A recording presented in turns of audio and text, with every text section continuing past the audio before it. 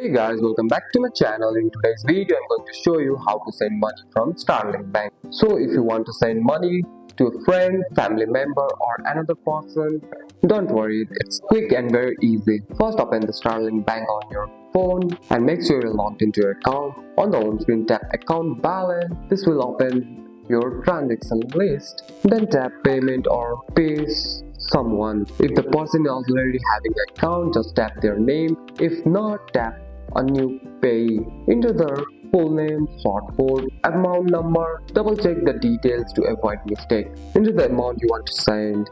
You can also get a reference like rent or dinner. Tap continue, review all the payment details carefully. Confirm the payment using app pin, fingerprint or face ID. Once confirmed, the message is sent instantly in the most cases. You will see a success message on the screen.